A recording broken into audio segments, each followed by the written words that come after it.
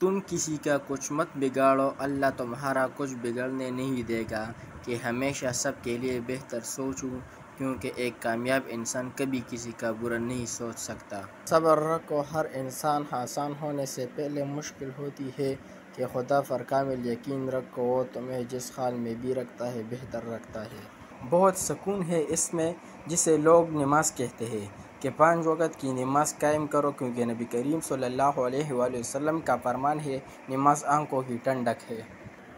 گناہوں سے نجات وہی پاتا ہے جو اقرار جرم کر لے، اور ندامت کے لیے توبہ ہی کافی ہے کہ آج اسی وقت ہی کر لوں۔ گناہوں سے توبہ نجات مزید کتنی باقی ہے یا زندگی کہ جناب قائم کر لوں، نماز اور پرہیز کر لوں، جھوٹ ہے زندگی خود آپ کو سکون دے گی۔ کامیاب ہے وہ شخص جو اپنے اللہ کی اطاعت کر لے اور اللہ کے بندوں سے حسن سلوک کی عادت اپنا لے۔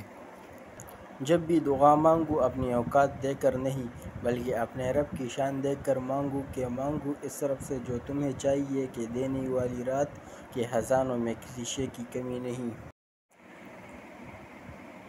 چن لے مجھے بھی اپنے سجدے کرنے والوں میں، اے اللہ کب تک بکتا رہوں گا تجھ سے تیری ہی دنیا میں، کہ یہ جو تم نماز نہ پڑھ کر خوش ہوتے ہو، خدا را فکر کرو کہ خدا تمہیں کیوں اپنے سامنے نہیں بلاتا۔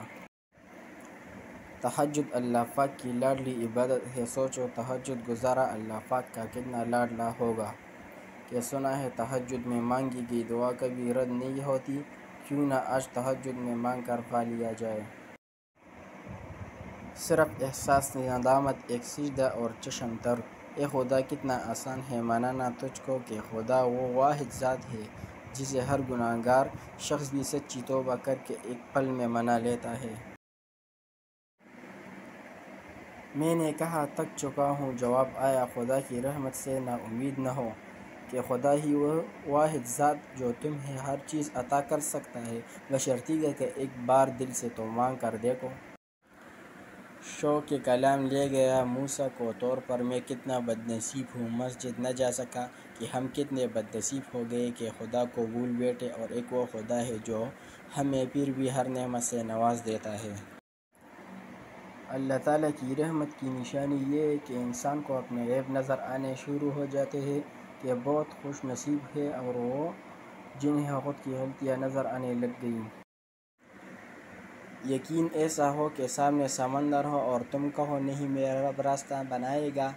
کہ رکھنا ہمیشہ کامل یقین خدا پر، کہ پھر وہ منہ سے بھی سمندر سے گزار دیتا ہے۔ جن کا بھروسہ اللہ ہو ان کی منزل کامیابی ہے، کہ ہمیشہ بھروسہ صرف خدا پر رکھو، کہ پھر وہ تمہیں کبھی مایوس نہیں ہونے دے گا۔